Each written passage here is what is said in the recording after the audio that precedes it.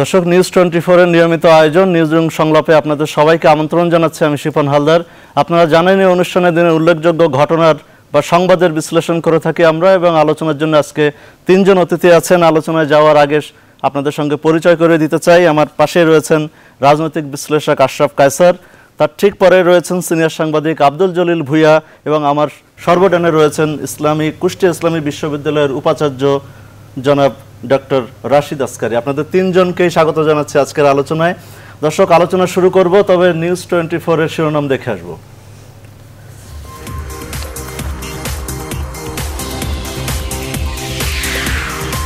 সারা দেশে সুষম উন্নয়নের ঘোষণা, বগুড়ার সমাবেশে নৌকার পক্ষে কাজ করার আহ্বান প্রধানমন্ত্রীর। আগামী নির্বাচনে জয়ী হতেই আজ্ঞাবাহী সিইসি নিয়োগ দিয়েছে সরকার, অভিযোগ খালেদা জিয়ার। পরিবহন ধর্মঘটে খুলনার 10 জেলায় যাত্রী ভোগান্তি, অযৌক্তিক বলছেন ওবায়দুল কাদের। এবং আগামী বাজেটের আকার হবে 4,20,000 কোটি টাকা, জানালেন অর্থমন্ত্রী।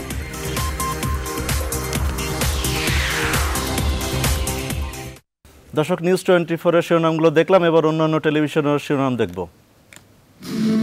নলকূপের পাইপে পড়ে শিশু জিহাদের মৃত্যুর মামলায় 4 জনের 10 বছর কারাদণ্ড, 2 জন খালাস, বাবার অসন্তোষ। এই 2 জনের কেন খালাস দিল আমি জানি না। আমি এই জিনিসটা নিয়ে আমি উচ্চ আদালতে যাব। বিচারক নিয়োগ এবং বদলির অনুচ্ছেদ নিয়ে হাইকোর্টের রুল, সমুন্নত হচ্ছে সংবিধান, বললেন অ্যাটর্নি জেনারেল। পার্লামেন্টের উপরে তো আর অন্য কেউ আইন তৈরি করতে পারবে না। পার্লামেন্টের তৈরি আইনটাকে অবৈধ ঘোষণা করতে পারে। বগুড়ার সান্তাহারে প্রথম সৌর বিদ্যুৎ চালিত খাদ্য গুদাম উদ্বোধন, উন্নয়নই সরকারের লক্ষ্য, বললেন প্রধানমন্ত্রী। আওয়ামী লীগ ক্ষমতা আসা মানে সবাইকেই দেবে, সকলের জন্য উন্নয়ন হবে, প্রত্যেকের জীবন সুন্দর হবে, প্রত্যেকের জীবন উন্নত হবে। 3 বছরেও আটক হয়নি অভিজিতের 7 খুনি, দেয়া হয়নি অভিযোগপত্র, নজরদারিতে আনসারুল্লাহ বাংলা টিম। তারা এই সংগঠনের সঙ্গে সম্পৃক্ত, তাদের নাম এবং তাদের পরিচিতি আমাদের কাছে আছে, কিন্তু মুশকিল হলো তারা আত্মগোপন করে আছে, তাদেরকে খুঁজছি, পাচ্ছি না। রাষ্ট্রপতির দায়িত্ব পালনে প্রধানমন্ত্রীর পরামর্শ নেওয়া সংক্রান্ত সংবিধানের 48-এর 3 অনুচ্ছেদ কেন অবৈধ নয়, হাইকোর্টের রুল। রাজধানীতে পাইপে পড়ে শিশু জিহাদ মৃত্যুর মামলায় 4 জনের 10 বছর জেল, 2 লাখ টাকা করে জরিমানা, খালাস 2। আওয়ামী লীগ ক্ষমতা আসা মানে সবাইকেই দেবে, সকলের জন্য উন্নয়ন হবে, প্রত্যেকের জীবন সুন্দর হবে। উন্নয়নে এগিয়ে নিতে আবারও নৌকায় ভোট চাইলেন প্রধানমন্ত্রী। বগুড়ায় সবচেয়ে বড় খাদ্য গুদাম সহ 16টি প্রকল্পের উদ্বোধন ও ভিত্তিপ্রস্তর স্থাপন। এবং বাস চালক জামিরের মুক্তি দাবিতে বৃহত্তর খুলনায় পরিবহন ধর্মঘটে ভোগান্তি চরমে, ক্ষুব্ধ সাধারণ মানুষ। চিকিৎসার জন্য ভারতে যাচ্ছে, কোনো গাড়ি ঘোড়ায় পাচ্ছে না, আলগামন এই সমস্ত গাড়ি কাটছে।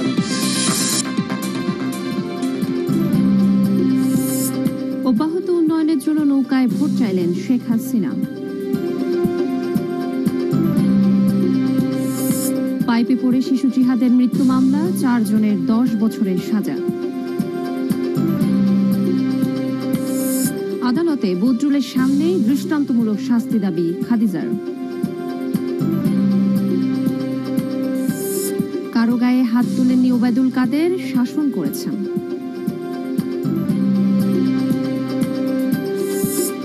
মাসের মধ্যে এলপি গ্যাসের দাম স্থিতিশীল করার আশ্বাস। সাজাপ্রাপ্ত বাস চালককে মুক্ত করতে যাত্রীদের জিম্মি করে দক্ষিণাঞ্চলে পরিবহন ধর্মঘট, অসহায় মানুষের চরম ভোগান্তি, অযৌক্তিক, বললেন ওবায়দুল কাদের। পাইপে পড়ে জিহাদ মৃত্যুর মামলায় 4 জনের 10 বছর করে জেল, 2 জন খালাস, দায়িত্ব অবহেলায় শিশুটির মামলায় পর্যবেক্ষণ আদালতে। উন্নয়নের ধারা অব্যাহত রাখতে আবারও নৌকায় ভোট চাইলেন প্রধানমন্ত্রী। বগুড়ার জনসভায় সন্ত্রাস জঙ্গিবাদ রুখতে সবাইকে ঐক্যবদ্ধ হওয়ার আহ্বান। গ্যাসের দাম বৃদ্ধি জনমত বিরোধী সিদ্ধান্ত, প্রত্যাহারের দাবি নাগরিক কমিটির। এলপিজির মূল্য নিয়ন্ত্রণ করা হবে, জানালেন প্রতিমন্ত্রী। রাজধানীর প্রবেশ মুখ আশুলিয়ায় বাড়ছে ডাকাতি ছিনতাইয়ের ঘটনা, আইন শৃঙ্খলা বাহিনীর নজরদারির অভাবকেই দুষছেন ভুক্তভোগীরা।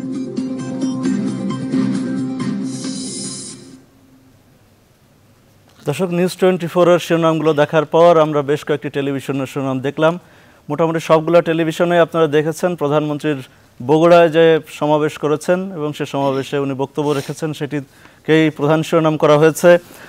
প্রধানমন্ত্রী বলেছেন যে দেশের উন্নয়নের যে উনি একটি মহাপরিকল্পনা ঘোষণা করেছেন বগুড়া সমাবেশ থেকে এবং বলেছেন যে সব জেলায় সুষম উন্নয়ন করা হবে। উনি বিগত জোট সরকারের সময় উন্নয়নের যে বৈষম্য করা হয়েছিল সেটি দিক নিয়েও কথা বলেছেন এবং একইভাবে তিনি আগামী নির্বাচনে নৌকা প্রতীকে ভোট দেওয়ার জন্য দেশের জনগণের প্রতি আহ্বান জানিয়েছেন।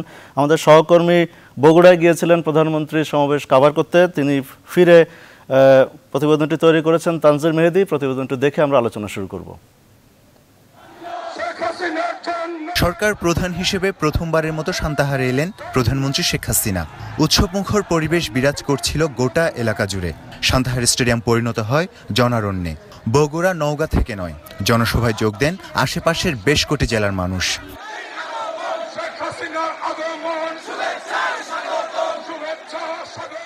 আওয়ামী লীগ সভাপতি জনসভায় এসে পৌঁছালে উল্লাসে ফেটে পড়ে জনতা।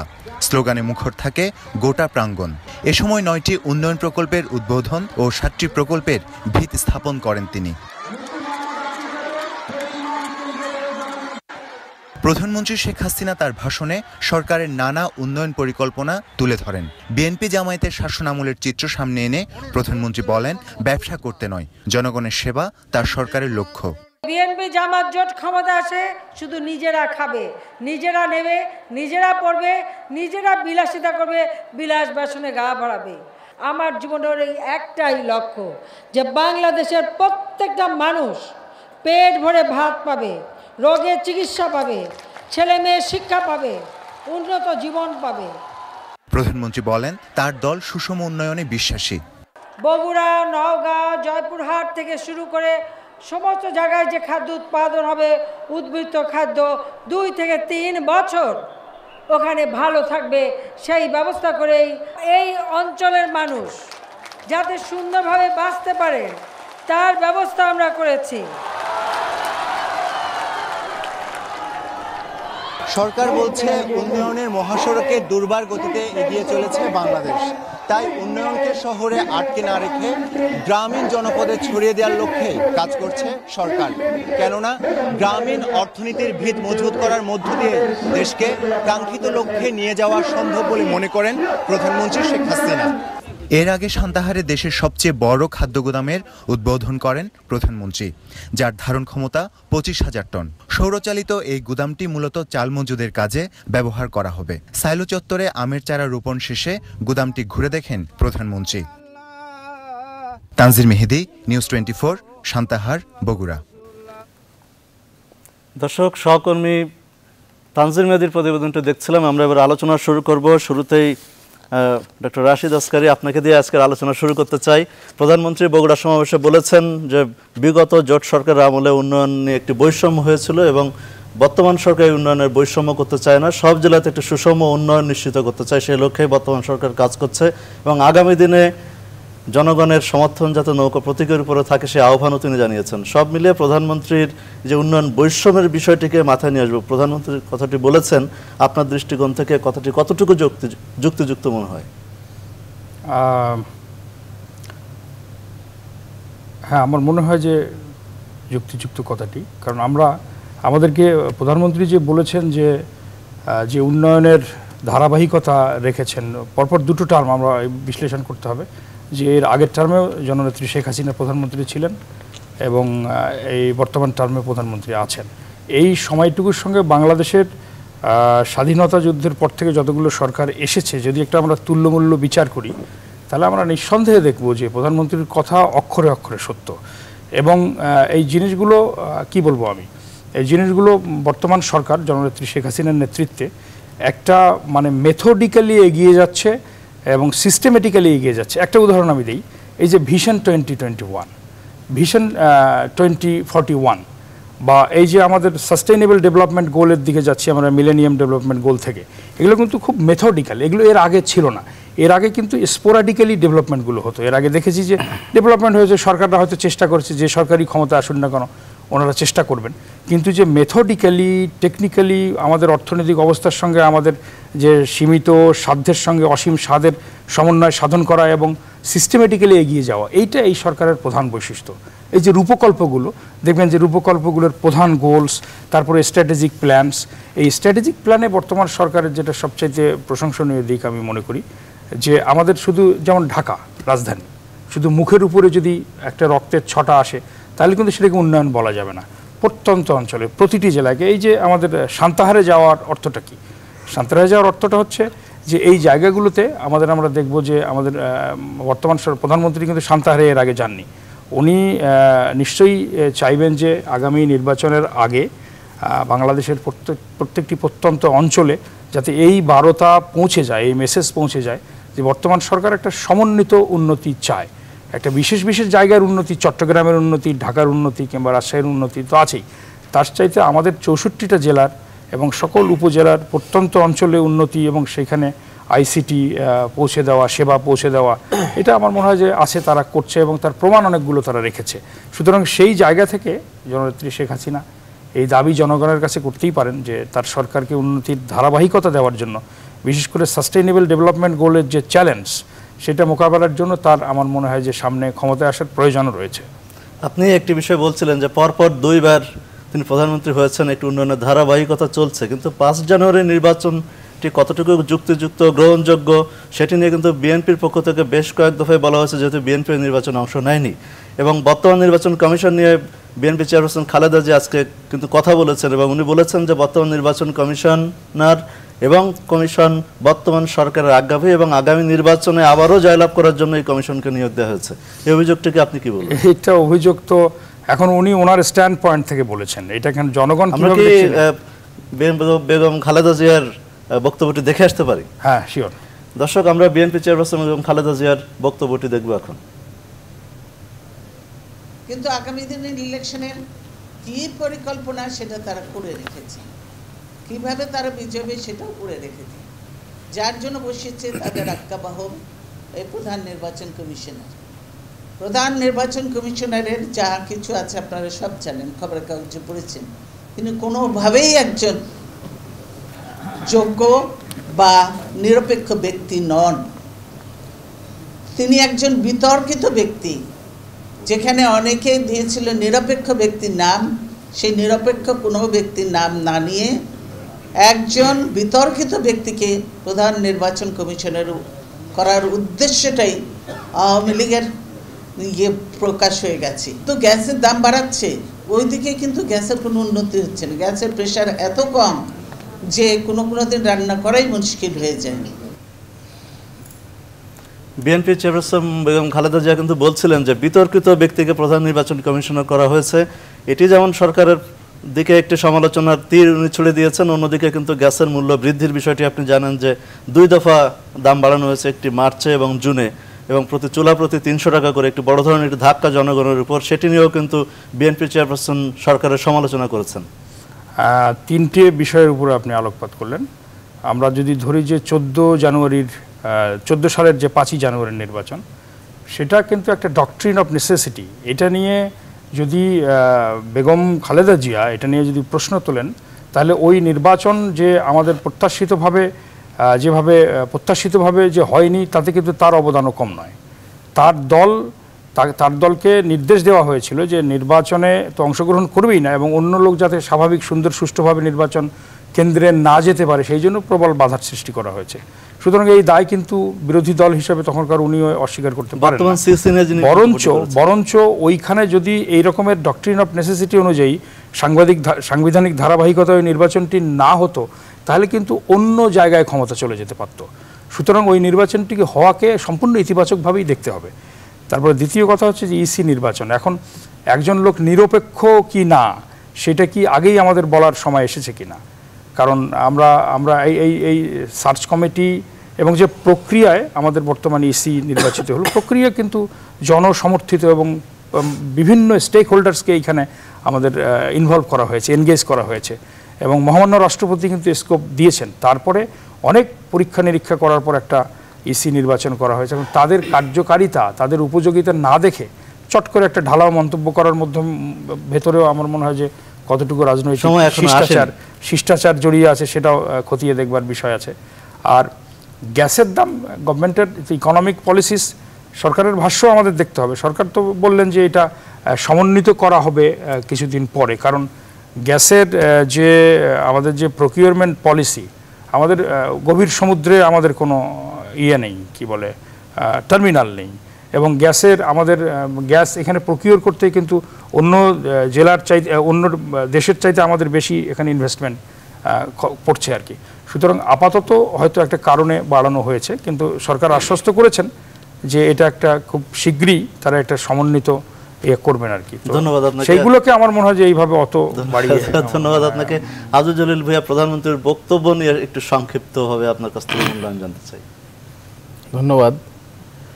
আজকে প্রধানমন্ত্রী যে সমন্বিত উন্নয়নের কথা বলেছেন বগুড়াতে, আমি মনে করি যে এখানেও একটা রাজনীতি আছে। রাজনীতিটা হচ্ছে বগুড়া হচ্ছে যে আমাদের প্রধান বিরোধী দল যে আছে বিএনপি, সেই বিএনপির প্রতিষ্ঠাতার জন্মস্থান। তিনি সেই জায়গা থেকেই কিন্তু ঘোষণা করেছেন। পাশাপাশি তিনি ভোট চেয়েছেন জনগণের কাছে যে আগামী নির্বাচনে যেন এই আওয়ামী লীগকে তথা নৌকায় ভোট দেওয়া হয়, এই আহ্বানটি তিনি জানিয়েছেন, এই অ্যাপিলটি তিনি জনগণের কাছে করেছেন। তো আমি মনে করি যে তিনি আসলে নির্বাচনটা শুরু করেছেন, যে আগামী নির্বাচনটা যে তিনি কাজ করেছেন, যে তিনি উন্নয়নের কথা বলছেন, সেই উন্নয়নকে সামনে রেখেই তিনি ভোট চেয়েছেন। আমি মনে করি যে এই জায়গাটিতে উন্নয়ন এই সরকারের সময় যথেষ্ট হয়েছে, ইকোনমিক ডেভেলপমেন্ট হয়েছে এই সরকারের সময়। আমি যদি বলি যে গণতান্ত্রিক অবস্থাটা কি আছে, যে আমাদের দেশে যে আপনি অনেকগুলো কথা এখানে আপনি অবতারণা করেছেন, তার মধ্যে আরেকটি হয়েছে যে বেগম খালেদা জিয়ার বক্তব্য আছে এই জায়গাতে। আমার মত হচ্ছে যে যেভাবে নির্বাচন কমিশনটা গঠন করা হয়েছে, নির্বাচন প্রক্রিয়ার মধ্য দিয়ে তিনি আজকের যে মহামান্য রাষ্ট্রপতি আছেন, তিনি যে নির্বাচন কমিশন গঠন করেছেন সকলের মত নিয়ে কিন্তু গঠন করেছেন। এই যেহেতু আমাদের দেশে দায়িত্বশীল নেতা যিনি প্রধানমন্ত্রী ছিলেন এবং আজও তিনি বিশাল একটা জনগোষ্ঠীর প্রতিনিধিত্ব করছেন, তার জনপ্রিয়তা যেভাবে আছে, তিনি যদি এই ধরনের কথা বলেন, আমরা সবসময় দেখতে হবে আমাদেরকে, আমরা এই যে সুইপিং কমেন্ট যে কোনো ব্যাপারে করে ফেলি, রাজনৈতিক দলের নেতারা করেন, এটা করলে জনগণ বিভ্রান্ত হন। আমি বলতে চাই যে তিনি আজকে যে কথাটা বলেছেন, কয়েকটা কথা আমি শুনলাম জেনে, তিনি কিন্তু খুব ভালো একটা কথাও বলেছেন যে যোগ্য লোকের কথা বলেছেন।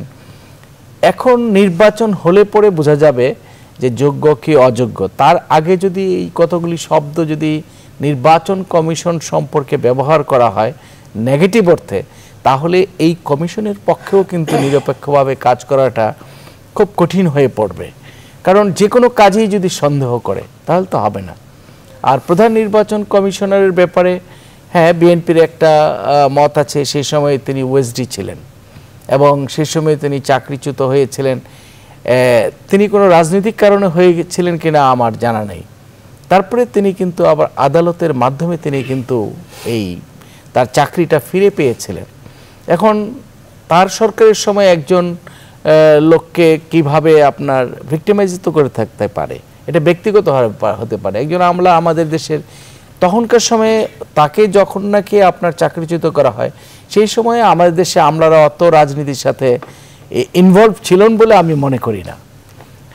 তো কাজেই আপনার এই কথাগুলো না বললে পরে গণতন্ত্রের জন্য ভালো হয়, আমাদের নির্বাচন যে আগামীতে হবে সেই নির্বাচনের জন্য ভালো হবে। তারপরে কতগুলি নির্বাচন সামনে আছে আপনার, এই যে আপনার আজকে দেখেন খুব সময় সিলেটে আপনার নির্বাচনী সহিংসতায় একজন মারা গেছে। আপনার এটা কিভাবে নির্বাচন কমিশন ডিল করে, এখানেও নির্বাচন কমিশনের দক্ষতা এবং কিভাবে পরিচালনা করে সেটা কিন্তু ফুটে উঠবে। দেখেই পরে মূল্যায়নটা করতে হবে, এখনই নয়। ধন্যবাদ আপনাকে। ধন্যবাদ। আমাদের বিরতির সময় হয়ে আসছে। আমাদের জনাব আশরাফ কাসার বিরতির পরে বিষয়টি নিয়ে আপনার কাছে আসি, আপনাকে সময় দিতে চাই পর্যাপ্ত। দর্শক, নিউজরুম সংলাপের এই প্রজেক্টটি বিরতি নিচ্ছে, ফিরব শিগগিরই, আমাদের সঙ্গেই থাকুন।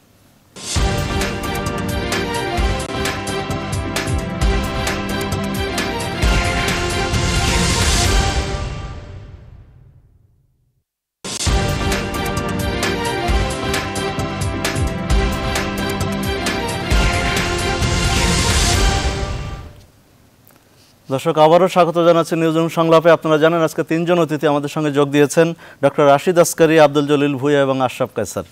আমরা বিরতির আগে বলছিলাম আপনার কাছে আসবো এবং প্রধানমন্ত্রীর বক্তব্য এবং বিএনপি চেয়ারপারসনের ইসি নিয়ে অর্থাৎ সিইসি নিয়ে তার যে মন্তব্য। প্রথমে বলি যে আমার ধারণা মাননীয় প্রধানমন্ত্রী নির্বাচনী প্রচারণা শুরু করেছেন এবং বগুড়ায় আপনি আজকে যে মানুষের যে উপস্থিতি দেখেছেন, যে প্রাণ চাঞ্চল্য দেখেছেন, একটা নির্বাচনী আবহ কিন্তু আমরা দেখতে পাচ্ছি এবং মাননীয় প্রধানমন্ত্রীর বক্তব্যের মধ্যেও কিন্তু নির্বাচনের গন্ধ টের পাওয়া যাচ্ছে। উনি পরিষ্কার ভোট চেয়েছেন এবং দলকে প্রস্তুত হতে বলেছেন, জনগণকে তাকে ভোট দিতে বলেছেন। এটি অত্যন্ত পজিটিভ, কারণ আমরা চাই যে আগামী নির্বাচনটি যেন প্রতিদ্বন্দ্বিতাপূর্ণ হয় এবং সবাই যেন ভোট দেওয়ার সুযোগ পান। তৃতীয় যেটি উনি বলেছেন যে সুষম উন্নয়নের কথা, দুর্ভাগ্যজনক হচ্ছে যে আমাদের দেশে সুষম উন্নয়ন মুখে বলা যত সহজ, কাজে করা হয়তো তত কঠিন। কারণ আমরা একটি দল ক্ষমতায় আসলে বগুড়ার উন্নয়ন দেখতে পাই, আরেকটি দল ক্ষমতায় আসলে গোপালগঞ্জের উন্নয়ন দেখতে পাই। জনশ্রুতিটা অনেকটা এরকম এবং তার কিছু প্রমাণ হয়তো তথ্য উপাত্ত আমরা পাই, কিন্তু বাংলাদেশের সরকার তো বাংলাদেশের সব মানুষের, সব অঞ্চলের। এবং আমার ধারণা এটি যদি সত্যি পরিষ্কারভাবে বাংলাদেশের একক বাংলাদেশের উন্নয়ন হয়, সেটি কিন্তু অত্যন্ত ইতিবাচক হবে। আর বিশেষ করে বাংলাদেশের এখন যে মোমেন্টাম তৈরি হয়েছে, বাংলাদেশের যে অর্থনৈতিক অগ্রগতি তৈরি হয়েছে, বাংলাদেশের যে জীবনমানের উন্নয়ন তৈরি হয়েছে এবং বাংলাদেশের যে একটা মানে অদ্ভুত সুন্দর গল্প তৈরি হচ্ছে পৃথিবীর জন্য, এই গল্পের ধারাবাহিকতা রক্ষা করতে হবে এবং সেটি সরকার ক্ষমতায় যারাই থাকুন না কেন অথবা যেই দলেরই সরকার থাকুন না কেন। আরেকটা জিনিস যে বেগম খালেদা জিয়া নির্বাচন কমিশন সম্পর্কে যে কথাগুলো বলছেন, এগুলো কিন্তু রাজনীতির এক ধরনের প্রতিক্রিয়া এবং একটু হঠকারী প্রতিক্রিয়া আমার ধারণা। কেননা যে প্রক্রিয়ায় কমিশন গঠিত হয়েছে, তার দল থেকে নাম দেওয়া হয়েছে এবং আপনার মনে রাখতে হবে বিএনপি একমাত্র দল যারা কিন্তু আইন চায়নি নির্বাচন কমিশন করার জন্য, বাকি 29টা দল কিন্তু আইন চেয়েছে। তার মানে হচ্ছে তারা এমন কিছু হাতে রেখে দিতে চান, তারা যদি কখনো ক্ষমতায় আসতে পারেন সেটির চর্চা যেন তারা করতে পারেন। বাংলাদেশের মানুষ কিন্তু এখন আর অত বোকা না, তারা বুঝতে পারেন যে কোন দল আসলে আইনের শাসনের প্রতি শ্রদ্ধাশীল এবং কোন দল আসলে পুরনো রাজনীতির ধারায় চলছেন। আরেকটা জিনিস হচ্ছে যে যারা নির্বাচন কমিশনে এসছেন, মাননীয় প্রধান নির্বাচন কমিশনার সহ, তাদেরকে কিন্তু সময় দিতে হবে। সময় না দিয়ে তাকে পক্ষপাতমূলক বলা অথবা তার অতীতের কর্মকাণ্ড সম্পর্কে বলা, আমার ধারণা যে বাংলাদেশের প্রশাসনের তো রাজনীতিকরণ হয়, সব আমলেই হয়েছে, বিএনপি আওয়ামী লীগ সব আমলেই হয়। এই চর্চা থেকে তাদেরকে কিন্তু বিরত হতে হবে। যে ভদ্রলোক নির্বাচন কমিশনার হয়েছেন, প্রধান নির্বাচন কমিশনার, তাকে কেন ওএসডি করা হয়েছিল, এই কথাও কিন্তু জাতির কাছে বিএনপিকে প্রকাশ করতে হবে। কেননা দেখুন, উনি জনতার মঞ্চের অংশগ্রহণকারী ছিলেন কিনা এটি বিএনপি যত জোরালোভাবে প্রচার করতে চেয়েছে তত জোরালোভাবে কিন্তু প্রমাণ করতে পারেননি এবং উনি নিজে বলেছেন উনি ওই প্রক্রিয়ার সাথে যুক্ত ছিলেন না। আর প্রশাসনের রাজনীতিকরণের করার কারণে অনেককেই কিন্তু আমরা ভিক্টিমাইজ হতে দেখি, অনেকেই দেখি যে ঈর্ষা কাতরতার কারণেও তার পাশের মানুষটিকে রাজনৈতিক কালার দিয়ে থাকেন বাংলাদেশে। কাজেই সরকারগুলোকে খুব সচেতন হতে হবে। বাংলাদেশের গণপ্রশাসন কিন্তু গণপ্রজাতন্ত্রী বাংলাদেশের, এখানে যখন রাজনীতির চর্চা করা হয় তার প্রায়শ্চিত্ত কিন্তু কখনো কখনো বুমেরাংও হতে পারে। এই চর্চা থেকে বেরোতে হবে যাতে করে গণপ্রশাসন বাংলাদেশের জনগণের পক্ষ হয়ে কাজ করতে পারেন, আমাদের গণপ্রজাতন্ত্রী সরকারের পক্ষ হয়ে কাজ করতে পারেন।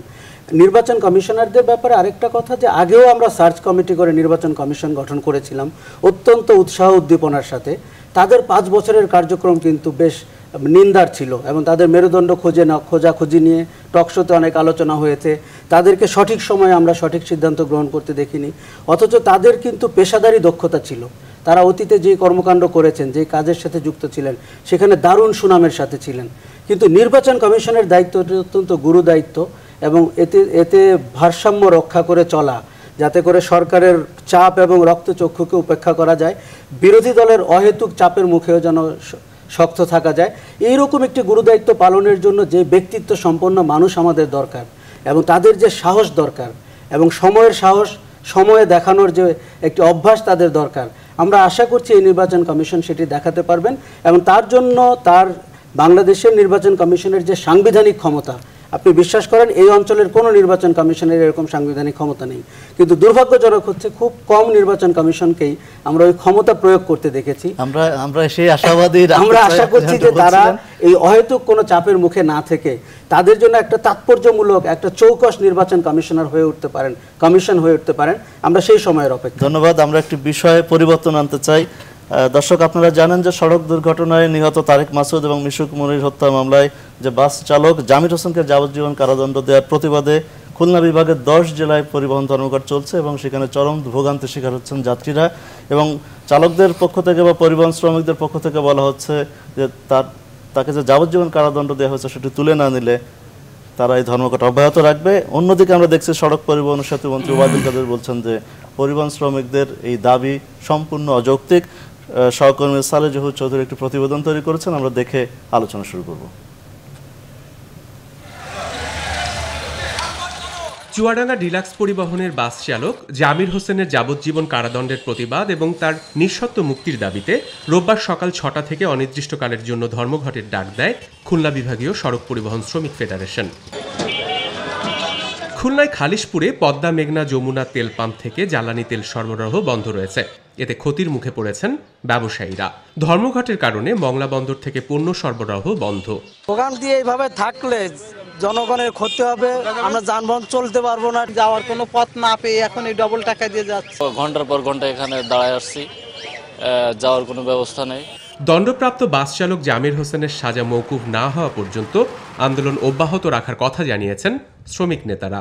আমাদের ড্রাইভার কোনো দোষ আমরা দেখি না, তারপরেও আমাদের ড্রাইভারকে যাবজ্জীবন দিয়েছে, সেই আন্দোলনের আমরা এই আন্দোলন করেছি তার মুক্তির দাবিতে। যদি কোনো ড্রাইভার গাড়ির সব যাত্রীকেও মেরে ফেলায় তাকে 5 বছর সাজা দেশের প্রচলিত আইনে আছে, কিন্তু এই যাবজ্জীবন যে সাজাটা যে দিয়েছে জামিরুল ইসলামকে চুয়াডাঙ্গা ডিলাক্সের ড্রাইভার, এটা সম্পূর্ণ অনৈতিক।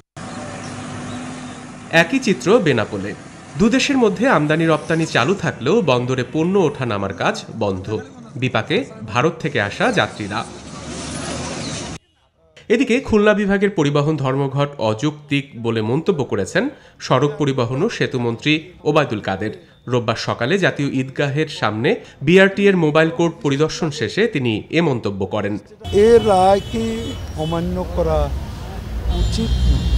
তারা প্রয়োজনে তারা যদি রায়ে সন্তুষ্ট না হন তাহলে তারা উচ্চ আদালতে তারা আপিল করতে পারেন। অযৌক্তিক এ ধর্মঘট হরতাল শুধু জনগণের ভোগান্তিই বাড়াবে।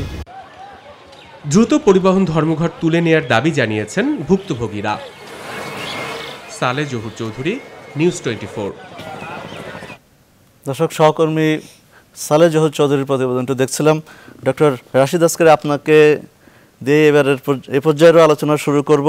আপনি দেখলেন যে পরিবহন শ্রমিকরা বললেন যে একটি বাসের সব যাত্রীও যদি একজন চালক মেরে ফেলে তার সর্বোচ্চ শাস্তি 5 বছরের কারাদণ্ড। এই ধরনের মানসিকতার কারণে কি চালকরা বেপরোয়া হয়ে ওঠে বারবার? একদম একদম সরি টু সে যে এরকমের মন্তব্য প্রকাশ্যে করা।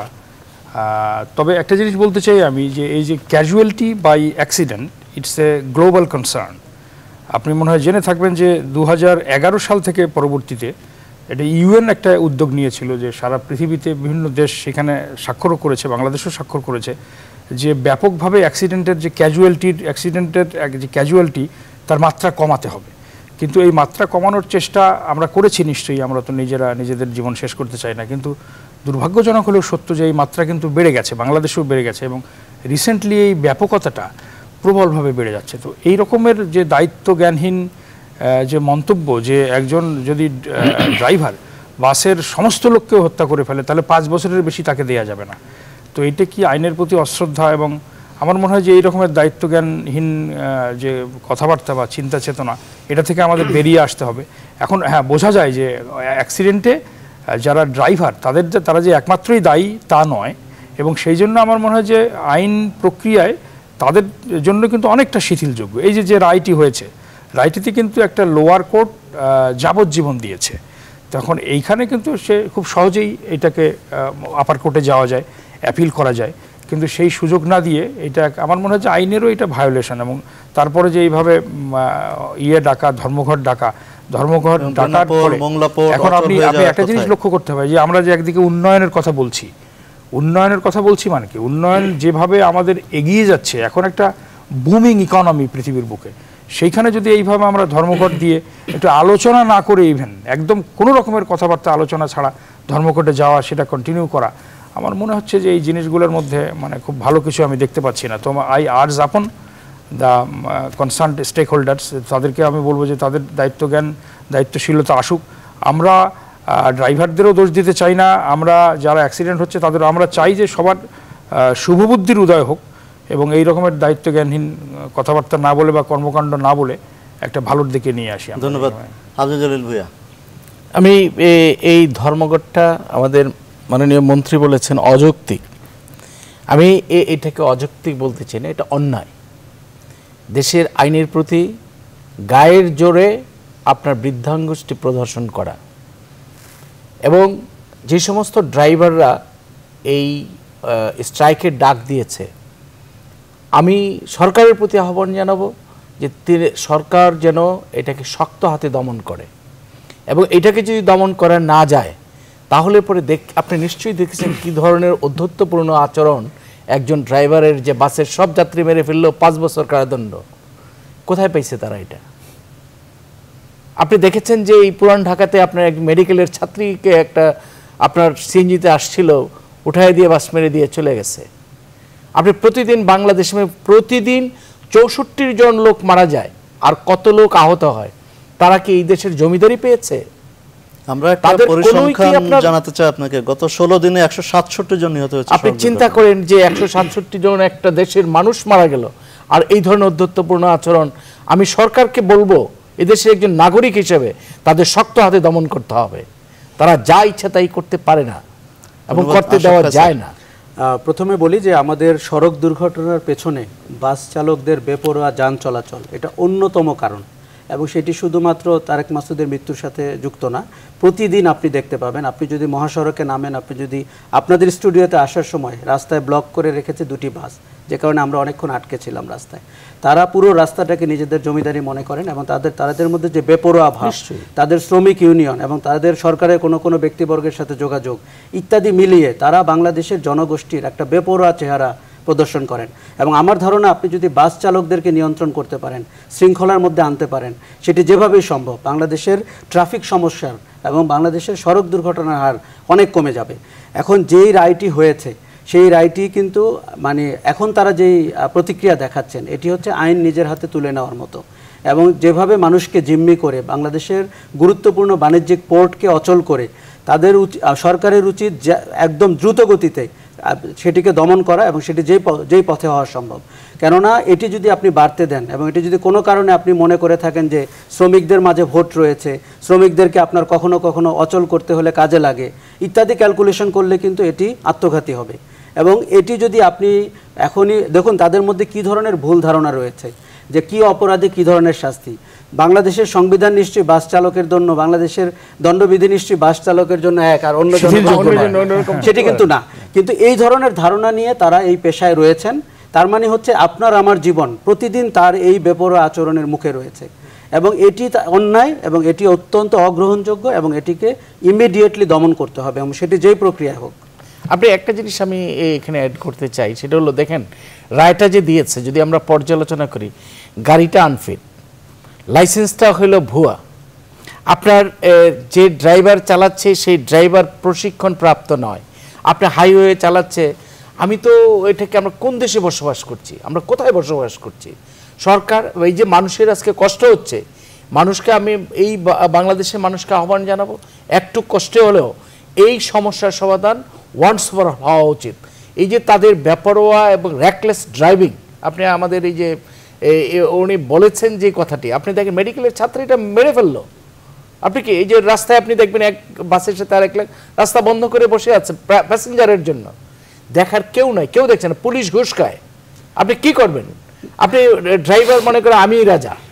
তাহলে এই জায়গাটা থেকে পরিত্রাণের উপায় হচ্ছে সরকারকে স্বচ্ছতার সাথে আইনটা প্রয়োগ করতে হবে, এই জায়গাটার মধ্যে কোনোভাবেই আপোষ করা যাবে না। আপনি একটি বিষয়ে বলছিলেন যে পুলিশ ঘুষ খায়, তো এই বিষয়টি নিয়ে আমাদের সহকর্মী পরিবহন শ্রমিকদের উপরে যে পুলিশ প্রশাসনের যে চাঁদাবাজির একটি দৃশ্য ধারণ করতে গিয়ে আজকে তার উপরে হামলা করা হয়েছে নিউজ 24 আমাদের সহকর্মী ফখরুল ইসলাম, এবং সেটি সায়েদাবাদ জনপথের মোড়েই, এবং সেটি নিয়ে একটি প্রতিবেদন রয়েছে। সহকর্মী প্লাবন রহমান সেখানে ছুটে গিয়েছিলেন এবং তিনি প্রতিবেদন তৈরি করেছেন। আমরা এই পর্যায়ে একটি প্রতিবেদনটি দেখতে চাই।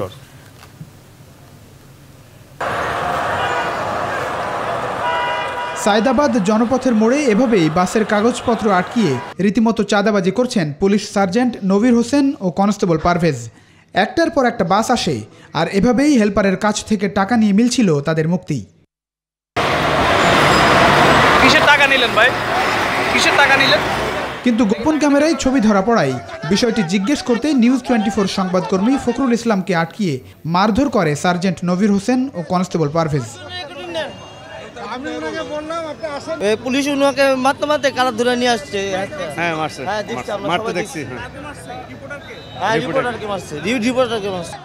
বাস থামিয়ে চাঁদা আদায় এখানে প্রতিদিনের ঘটনা, আর এ নিয়ে ক্ষোভে ফুঁসতে থাকা স্থানীয় মানুষ এই ঘটনায় রুখে দাঁড়ায়।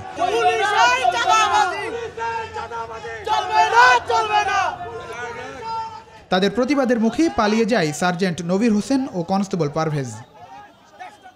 জামা কলার ধরে টেনে হিসে ঘুষি টুসি দিয়ে বলল, আমি পরিচয় দিলাম যে আমি সাংবাদিক। বলেছে কিসের সাংবাদিক তুই? তোকে গুলি করবো, মামলা করে দিব, এই কথা বলে সে পুলিশ বক্সে নিয়ে গেল, আটকায় রাখলো।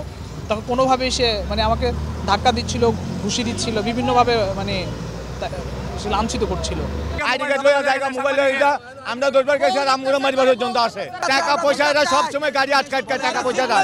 পুলিশের এমন দৌরাত্মের সুষ্ঠু বিচার চান ভুক্তভোগী সাধারণ মানুষ। প্লাবন রহমান, নিউজ 24, ঢাকা। দর্শক, নিউজ 24-এর প্রতিবেদক ফখরুল ইসলামের পরে পুলিশের যে হামলার চিত্র আপনারা দেখলেন, এই বিষয়টি নিয়ে আমরা আলোচনা করব। তবে বিরতির পর নিউজরুম সংলাপের পর্যায়ে একটি বিরতি নিচ্ছে, ফিরব শিগগিরই, আমাদের সঙ্গে থাকবেন।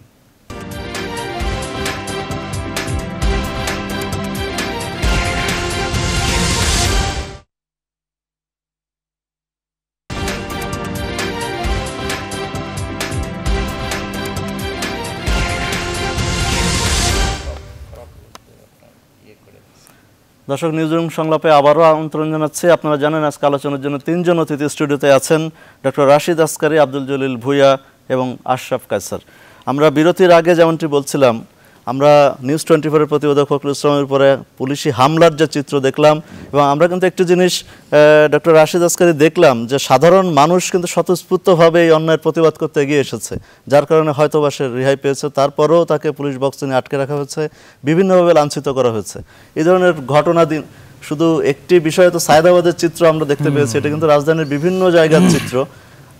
আপনার এখানে আসলে বলার কিছু নেই। এই ঘটনার আমি ব্যক্তিগতভাবে তীব্র নিন্দা জানাই, কারণ জনগণের জান এবং মাল রক্ষার দায়িত্ব যারা রক্ষক, তারা যদি ভক্ষকের ভূমিকায় অবতীর্ণ হয় এবং কৃত্রিম সংকট সৃষ্টি করে এই রকমের সেটা সমাধানের নামে সেখানে যদি ঘুষ খায়, প্রকাশ্যে ক্যামেরা তো বিট্রে করতে পারে না, নিজের চোখেই দেখলাম।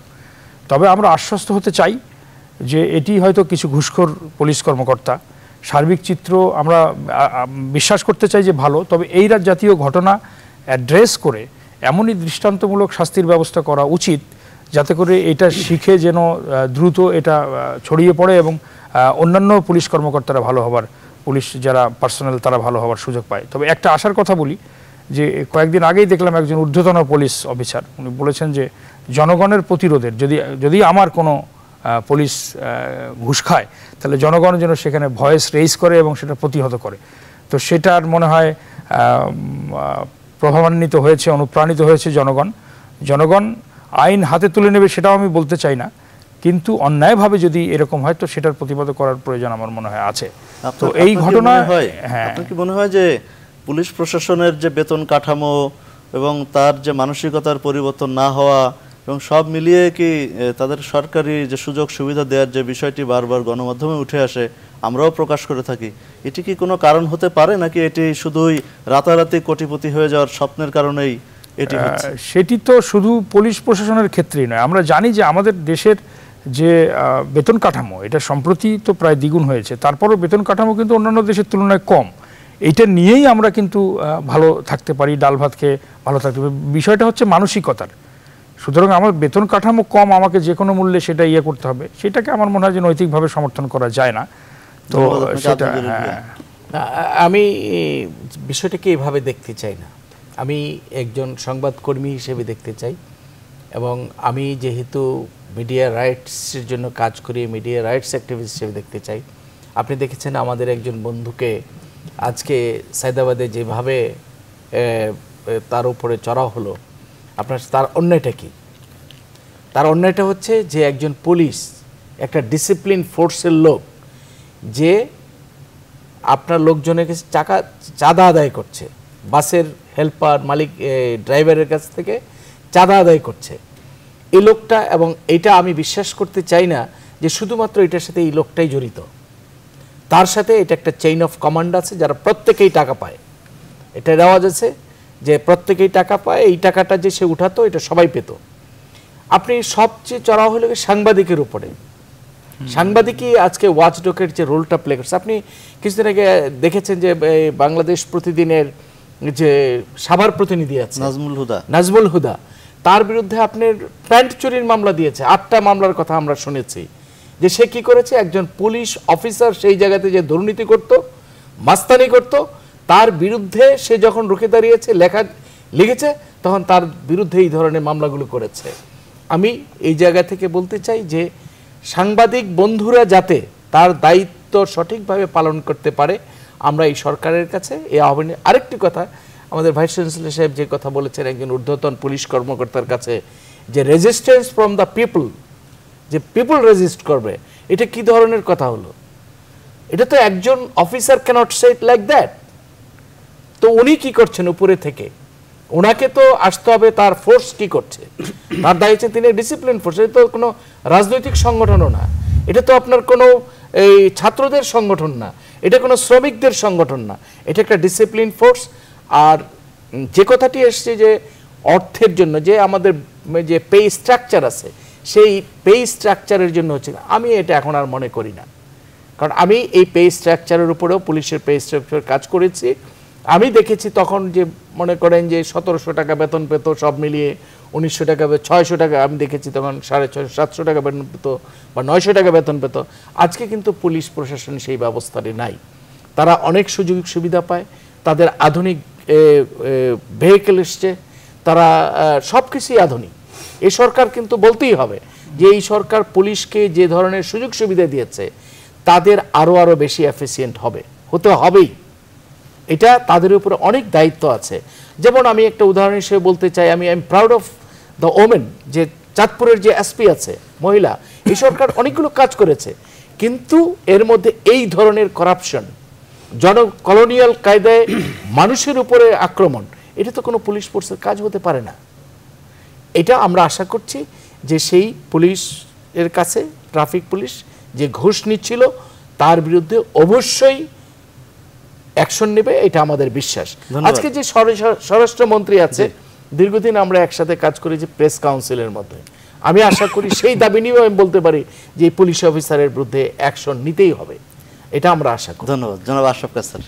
আপনার সহকর্মী এবং আমার সহকর্মী অত্যন্ত ভাগ্যবান, উনি অল্পের উপরে রক্ষা পেয়েছেন। পুলিশের হাত থেকে এত অল্পে রক্ষা পাওয়ার অভিজ্ঞতা খুব কম নাগরিক। আপনি দেখেছেন জনগণ কিভাবে এগিয়ে এসেছে, এটি সম্ভব হয়েছে শুধুমাত্র জনগণ এগিয়ে এসছে, ভুক্তভোগীরা এগিয়ে এসছে বলে। আপনি ওই পুলিশ অফিসারের আচরণ দেখেছেন, বডি ল্যাঙ্গুয়েজ দেখেছেন, এবং এটি কিন্তু বাংলাদেশে ওই মুহূর্তে আরও 1000টি জায়গায় হয়তো ঘটছিল, তার ক্যামেরা হয়তো একটি জায়গায় ধরেছে। দেখুন, এর আগে আমরা বাস চালকদের বেপরোয়া বলছিলাম, আমি পুলিশ সম্পর্কেও দুর্ভাগ্যজনকভাবে বেপরোয়া শব্দটি ব্যবহার করতে চাচ্ছি। এবং গত কয়েক বছরে, বিশেষ করে 5 জানুয়ারির নৈতিকভাবে নিম্নমানের নির্বাচনটির পর থেকে পুলিশের আচরণ দেখছি আমরা অত্যন্ত বেপরোয়া। কেননা একটা সরকারকে তারা রক্ষা করেছেন, বিরোধী দলের আন্দোলন থেকে সরকারকে রক্ষা করেছেন, এরকম একটা মনোভাব তারা প্রকাশ করেছেন বিভিন্ন সময়। আরেকটা জিনিস হচ্ছে যে পুলিশে ভালো লোক নেই, পুলিশে সৎ লোক নেই, এটা আমি কখনোই বলছি না, কিন্তু আমরা যাদেরকে রাস্তায় মিট করি, আমরা যাদেরকে থানায় গিয়ে দেখতে পাই, আমরা যাদেরকে পাড়া মহল্লায় বা হকারদের কাছ থেকে ঘুষ নিতে দেখতে পাই নিয়ম মাফিক, তাদেরকে কিন্তু আমরা ওই সৎ মানুষ মনে করি না। এর সাথে বেতন কাঠামোর কোনো সম্পর্ক নাই। বাংলাদেশের বেতন কাঠামো যখন 10 গুণ কম ছিল তখনও সৎ মানুষ ছিলেন, তখনও ভালো পুলিশ ছিলেন, তখনও বেপরোয়া এবং দুর্নীতিবাজ পুলিশ ছিলেন, এখনও আছেন। বেতনের সাথে দুর্নীতির কোনো সম্পর্ক নাই, এটি একটি মানসিক দুর্নীতি, এর সাথে টাকা পয়সার কোনো সম্পর্ক নেই। ঠিক আছে, আরেকটা জিনিস হচ্ছে যে দেখুন, সাংবাদিকদেরকে একদম সফট সেগমেন্ট হিসাবে সোসাইটিতে এখন ডিল করা হয়। কারণটা হচ্ছে সাংবাদিকরা অসংগঠিত, সাংবাদিকদের মধ্যে বিভেদ রয়েছে, তাদের মধ্যে বিএনপি সমর্থক আর আওয়ামী লীগ সমর্থক হয়ে সাংবাদিক সমর্থক আর কেউ এখন নাই। কেউ সরকারের প্রতি আনুগত্য প্রকাশ করতে গিয়ে তার কমিউনিটির কেউ যদি আহত হয়, নিহত হয়, অপদস্থ হয়, তার মুখ ফোটারও সুযোগ নাই, কারণ তার আনুগত্যের মাত্রা এমন জায়গায় চলে গেছে। আপনি যে নাজমুল হুদাকে যে অভিযোগে গ্রেফতার করা হয়েছে আশুলিয়া থেকে, সাভার থেকে, সাংবাদিক সমাজের লজ্জা পাওয়ার কথা, তাদের রাস্তায় নামার কথা ছিল, তাদের প্রতিবাদে আগুন মানে নিজের মনে আগুন জ্বালানোর কথা ছিল, কিছুই তো ঘটছে না। তার মানে আমাদের ওগুলো ভোতা হয়ে গেছে। আমাদের সব কম্প্রোমাইজড হতে হতে, আত্মসমর্পণ করতে করতে আমরা একদিন ওই যে সেই কবিতার মতো, যেদিন আমাদের নিজের গায়ে আসবে সেদিন কিন্তু আমার জন্য আর কেউ দাঁড়াবে না, আমরা সেই পরিণতির দিকে যাচ্ছি। কারণ এই জিনিস নিয়ে আপনি যখন বাংলাদেশের যে অসাধারণ গল্পের আমরা রচনা করতে যাচ্ছি, সেই গল্পের সাথে আপনার পুলিশের এই ভূমিকা মিলবে, সেই গল্পের সাথে আপনার বাস চালকদের বন্দর অচল করে দেওয়া মিলবে। কাজে এটিকে আমরা বলে থাকি সুশাসন, এবং একটি রাজনৈতিক সরকারকে রাজনীতির বাইরে এসে শাসন নিশ্চিত করতে হবে। পুলিশ কবে কোথায় তাকে সহযোগিতা করেছিল, কোন নির্বাচন হতে সহযোগিতা করেছিল, এগুলো কোনো কনসিডারেশন না। এগুলোর কনসিডারেশন হলে পরিণতি কিন্তু এরকমই হবে। ধন্যবাদ। দর্শক, আশরাফ কাসার যেমনটি বলছিলেন, একই সঙ্গে আব্দুল জলিল ভূঁইয়া এবং ডক্টর রাশিদ আসকারিও যেমনটি বলছিলেন যে দোষী পুলিশ সদস্যের বিরুদ্ধে আমরা খুব দ্রুতই দৃষ্টান্তমূলক শাস্তি হচ্ছে বা স্বরাষ্ট্র মন্ত্রণালয় থেকে এমন একটি ঘোষণা দেওয়া হয়েছে, এমন প্রতীক্ষায় আমরা থাকব। এবং দর্শক, এই পর্যায়ে আমরা চট্টগ্রাম এবং সিলেটে যেতে চাই। চট্টগ্রামে আমাদের সহকর্মী রিয়াজ হায়দার চৌধুরী এবং সিলেটে দিদার আলম নোবেল অপেক্ষা করছেন। সেখানকার স্থানীয় পত্রিকাগুলোর শিরোনাম আমরা জানবো। প্রথমে আমরা যাব দর্শক চট্টগ্রামে, সেখানে অপেক্ষা করছেন রিয়াজ হায়দার চৌধুরী। রিয়াজ, আমাদেরকে চট্টগ্রামের প্রকাশিত দৈনিকগুলোর শিরোনাম জানাবেন।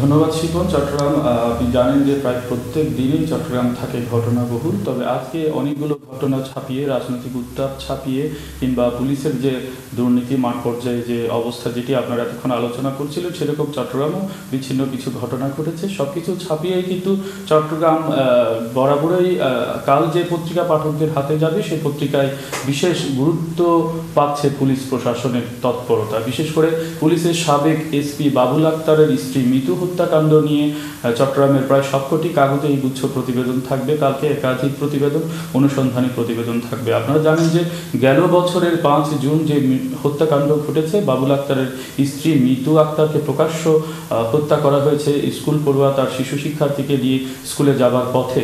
সেই হত্যাকাণ্ডটির পর আজকের এই পর্যায়ে এসে প্রায় 8 মাস ছুঁই অবস্থায় এসে তদন্তকারী কর্মকর্তা, যিনি কিনা চট্টগ্রাম মহানগর পুলিশের গোয়েন্দা পুলিশের অতিরিক্ত উপকমিশনার, তিনি এখন ঢাকায় অবস্থান করছেন। এবং তিনি গেল যে দিন, সেই দিনে অর্থাৎ গতকাল রোববার, তিনি মিতু আক্তারের বাবা, মা এবং বোনের সাথে কথা বলে বেশ কিছু নতুন চাঞ্চল্যকর তথ্য পেয়েছেন, যেটির সাথে তিনি এখন প্রকৃত ঘটনার সত্যাসত্য, এর নেপথ্যে অন্য কোনো কিছু আছে কিনা সেটি বের করে আনার চেষ্টা করছেন। এবং আগামীকাল সকাল অর্থাৎ সোমবার সকালে তিনি অভিযুক্ত বাবুল আক্তারের সাথেও কথা বলবেন বলে আমরা জেনেছি। মিতুর মা এবং বাবা যে তথ্য দিয়েছেন, পিলে চমকানো তথ্য, সেটি কিন্তু নিকট অতীতে তারা যে কথাগুলো বলছিলেন তা থেকে একটু সরে এসে তারা বলছেন, তারা কয়েকজন সাক্ষী রেখে এখন বলার চেষ্টা করছেন, সেটি হলো মিতুকে তার মৃত্যুর কয়েকদিন আগে, তার হত্যাকাণ্ডের কয়েকদিন আগেও ব্যাপকভাবে নির্যাতন করেছিলেন বাবুল আক্তার এবং তার পরিবারের অন্য সদস্যরা। এমনকি বাবুল আক্তারের সাথে বর্ণী নামে পুলিশ কর্মকর্তার স্ত্রীর সাথে বিয়ে দেওয়ার কথা মিতুকে বাবুলের বোন বলেছিলেন। এরকম পারিবারিক দাম্পত্য কলহের অনেকগুলো নতুন তথ্য এই হত্যাকাণ্ডের তদন্ত করতে গিয়ে উঠে এসেছে, যেটি পথ ধরে আসলে এই ঘটনাটি কোন দিকে যাচ্ছে সেটি এখন দেখার বিষয়। শিপন, ধন্যবাদ রিয়াজ হায়দার চৌধুরী আপনাকে এত রাতে আমাদেরকে চট্টগ্রাম থেকে সেখানকার পত্রিকাগুলোর শিরোনাম জানানোর জন্য। দর্শক, এই পর্যায়ে আমরা সিলেটে যাব। সিলেটে আমাদের জন্য অপেক্ষা করছেন সহকর্মী দিদার আলম নোবেল। নোবেল, সিলেট থেকে প্রকাশিত দৈনিকগুলোর শিরোনাম জানাবেন আমাদেরকে।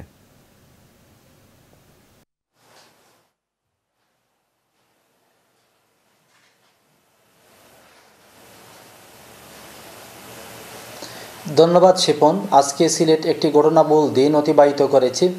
আজকের আলোচিত ঘটনাগুলোর মধ্যে ছিল কলেজ ছাত্রী খাদিজা হত্যা মামলার সাক্ষ্য গ্রহণ সম্পন্ন হয়েছে। খাদিজা আজকে নিজে আদালতে হাজির হয়ে বদরুলের বিরুদ্ধে সাক্ষ্য দিয়েছেন। এই মামলায় 37 জন সাক্ষীর মধ্যে 34 জন সাক্ষী তাদের সাক্ষ্য দিয়েছেন আদালতে। খাদিজারা সাক্ষ্য গ্রহণের মাধ্যমে আদালতে এই মামলার চাঞ্চল্যকর এই মামলার সাক্ষ্য গ্রহণ সম্পন্ন হয়েছে এবং মুখ্য মহানগর হাকিম সাইফুজ্জামান হিরু মামলার যুক্তিতর্কের জন্য আগামী 1 মার্চ ধার্য করেছেন। এছাড়া সিলেটের আলোচিত ঘটনার মধ্যে ছিল ওসমানীনগরে উপজেলা পরিষদ নির্বাচন নিয়ে সেখানে আওয়ামী লীগের প্রার্থী আতাউর রহমান এবং আওয়ামী লীগের বিদ্রোহী প্রার্থী আখতারুজ্জামান চৌধুরী জগলুর কর্মী সমর্থকদের মধ্যে সংঘর্ষের ঘটনা ঘটেছে। সংঘর্ষে এক কিশোর নিহত হয়েছেন এবং আহত হয়েছেন অন্তত 25 জন। এ ঘটনার জের ধরে আজকে প্রায় 3 ঘন্টা সিলেট ঢাকা মহাসড়ক অবরোধ করে রেখেছিল আওয়ামী লীগের কর্মী সমর্থকরা। এছাড়া সিলেটের আরেকটি আলোচিত ঘটনা হচ্ছে আজ বিকেলে সিলেটের বাণিজ্যিক এলাকা যেটি মহাজনপট্টি, সেখানে এক ব্যবসায়ী লাশ উদ্ধার করেছে পুলিশ। লাশটি একটি গুদামঘরের মধ্যে হাত পা বাঁধা অবস্থায় এবং মুখ বাঁধা অবস্থায় উদ্ধার করে পুলিশ। পুলিশের ধারণা গত রাত্রে দুর্বৃত্তরা তাকে হত্যা করে হয়তো এই গুদামের মধ্যে রেখে গিয়েছিল। এই ছিল সিলেটের আজকের আলোচিত ঘটনা প্রবাহ, যেগুলো আগামীকালকের স্থানীয় দৈনিক পত্রিকাগুলোতে হয়তো গুরুত্ব সহকারে ছাপা হতে পারে। ধন্যবাদ দিদার আলম নোবেল এবং চট্টগ্রাম থেকে যোগ দিয়েছিলেন রিয়াজ হায়দার চৌধুরী। এত রাতে আমাদেরকে সময় দেওয়ার জন্য আপনাদের দুজনকে অসংখ্য ধন্যবাদ জানাচ্ছি। এ পর্যায়ে আমরা একটু সংক্ষিপ্ত, আমরা খুবই অনুষ্ঠান শেষ করতে হবে, হাতে সময় খুবই কম। চট্টগ্রাম থেকে সহকর্মী রিয়াজ হায়দার চৌধুরী বলছিলেন যে বাবুল আক্তার স্ত্রী হত্যাকাণ্ডের পর একটি তদন্ত প্রতিবেদন এসেছে, এখনও ন্যায় বিচার হয়নি এবং মৃত্যুর বাবা অর্থাৎ বাবুল আক্তারের শ্বশুর কিন্তু এটি নিয়ে বেশ অসন্তোষ জানিয়েছেন। খুবই সংক্ষেপে, আমাদের হাতে সময় খুবই কম। আমরা চাই যে এটা জাতি চায় যে এটা রহস্যের জট খুলুক, রহস্য উন্মোচিত হোক এবং ঘটনার ভেতরের ঘটনা বেরিয়ে আসুক, তাতে করে সেই যে মৃত্যু হত্যাকাণ্ড মৃত্যু নিহত হলো তার প্রতি সুবিচার করা হবে এবং এই ঘটনার দ্বারা এই যে একটা অন্যায় হলো সেই অন্যায়ের যাতে পরবর্তীতে না হয় সেই পথও সুগম হবে। ধন্যবাদ আব্দুল জলিল ভূঁইয়া। না, আমাদের ভাইস চ্যান্সেলর সাহেব যা বলেছেন আমি তাই মনে করি। আরেকটা জিনিস হলো যে যদি কোনো পুলিশ অফিসারের মধ্যে যদি কোনো গণ্ডগোল থেকে থাকে তার স্ত্রী হত্যার পেছনে, তাহলে এটা অনেক দুঃখজনক হবে। আমরাও আসলে দেখছি যে ঘটনা কোন দিকে, যে রিয়াজ যে কথাটি বলেছে যে আসলে কোন দিকে যাচ্ছে, এটা আরও পরে মন্তব্য করা যাবে বলে আমি মনে করি। ধন্যবাদ আশরাফ কাসের। আমার মনে হয় যে তদন্ত অত্যন্ত দক্ষতা এবং নিরপেক্ষতার সাথে হবে এবং তাতে করে মানে যাই সামনে আসুক, যে এই হত্যাকাণ্ডের মোটিভ যাই হয়ে থাকুক, যারাই ঘটিয়ে থাকুক, সেটি আমাদেরকে জানতে হবে, কারণ এটি অত্যন্ত আলোচিত এবং চাঞ্চল্যকর হত্যা। আপনার মনে আছে কিনা এই হত্যার পরপরই আমরা সন্দেহমূলকভাবে অনেককে দোষারোপ করতে শুনেছি, অনেক গোষ্ঠীকে যুক্ত থাকতে শুনেছি, কেননা জঙ্গিদের বিচরণ তখন বাংলাদেশে ব্যাপকভাবে ছিল। কাজে আমরা জানতে চাই যে এরকম একটি ঘটনার পেছনে কি কারণ থাকতে পারে এবং সেটি যদি পুলিশ বাহিনীর একজন সদস্য যুক্ত থাকেন, তার পরিবার যুক্ত থাকেন, এমনকি অন্য অনেক কারণ যদি যুক্ত থাকে, কারণ আমাদের এই সমাজ জীবনে কি ঘটছে এটি এরকম একটি হত্যাকাণ্ডের ভেতর দিয়ে হয়তো অনেকটাই প্রকাশিত হয়ে উঠতে পারে। ধন্যবাদ আপনাদের তিনজনকেই আজকে আমাদের সঙ্গে নিউজরুম সংলাপে অংশ নেওয়ার জন্য। দর্শক, নিউজরুম সংলাপ এ পর্যায়ে শেষ করব। অনুষ্ঠানটি পুনঃপ্রচার হয় রাত 3:30টায় দেখার আমন্ত্রণ রইল। সবাই ভালো থাকবেন, সুন্দর থাকবেন এবং অবশ্যই নিরাপদে থাকবেন।